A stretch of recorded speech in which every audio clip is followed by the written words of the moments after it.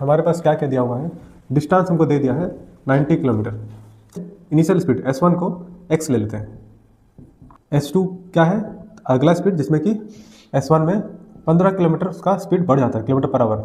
उसी के साथ साथ टाइम पे क्या असर पड़ता है, अगर यहाँ पे टाइम 1 लग रहा है यहाँ पे टाइम 2 लगेगा, टाइम 1 तो T1 रह ही गया, टाइम 2 में क्या होगा कि टाइम 1 के मुकाबले उसमें 30 मिनट्स कम लगता है, मतलब टाइम 2 जो हो गया टाइम 1 के मुकाबले कम है हाफ आवर। इसको कैसे सॉल्व करेंगे, सबसे पहले हम निकाल लेते हैं इसको, अगर x माना तो S2 कितना हो जाएगा x + 15 हो जाएगा। तो हम टाइम 1 निकालते हैं, जनरली ट्रेन के क्वेश्चन में टाइम के रिस्पेक्टिव में सारा आंसर बनता है। टाइम 1 कितना हो जाएगा, सीधी बात, डिस्टेंस हमको पता है, time equal to distance by speed है ना, speed equal distance by time, time equal to distance by speed. तो 90 हो गया, डिस्टेंस पहले से दिया है, स्पीड हम लोग का T1 है तो S1 कितना होगा x है, ये आ गया। अब T2 जो हो गया वो कितना होगा, सेम डिस्टेंस तो 90 होगा और यहाँ पे स्पीड कितना हो गया x + 15 हो गया। अब कहता है इसको हम ऐसे लिखेंगे कि T1 - T2 = हाफ, क्योंकि -हाफ को इधर भेज दिया +हाफ हो गया और T2 को इधर भेज दिया वो माइनस में हो गया। तो T1 कितना है 90/x - 90/x + 15 = हाफ। एलसीएम कितना आएगा, कुछ एलसीएम में कॉमन नहीं है तो सिंपली मल्टीप्लाई कर देंगे। तो ये वाली चीज़ इसमें नहीं है, ये वाली चीज़ इसमें नहीं है, तो क्रॉस मल्टीप्लिकेशन की टाइप के x + 15 इसमें मल्टीप्लाई हो जाएगा, -90 में x मल्टीप्लाई हो जाएगा half.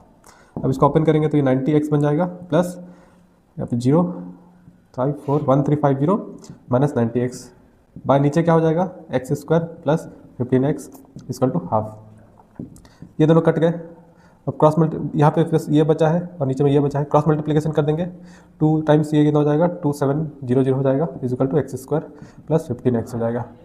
Employees that x² + 15x - 2700 = 0। अब 2700 का हम लोग क्वाड्रेटिक इक्वेशन इसका 2700 एलसीएम लेंगे, कितना आएगा 3।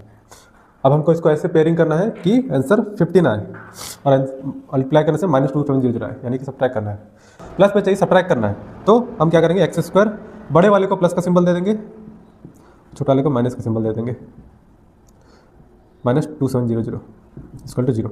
कॉमन क्या जाएगा x चला जाएगा, x + 60 सेम, -45 कॉमन जाएगा x + 60, तो x + 60 एक आ गया और एक आया x - 45। तो x के दो पॉसिबल वैल्यू आए, x + 60 = 0 हो सकता है या फिर x + -45 = 0। x = -60 इसमें आया, इसमें आ रहा है x = 45, जो कि x स्पीड था, ये पॉसिबल नहीं है क्योंकि स्पीड नेगेटिव में नहीं होगा, स्पीड पॉजिटिव में ही होगा। So the original speed of train that is S1 जो हो गया 45 km/h।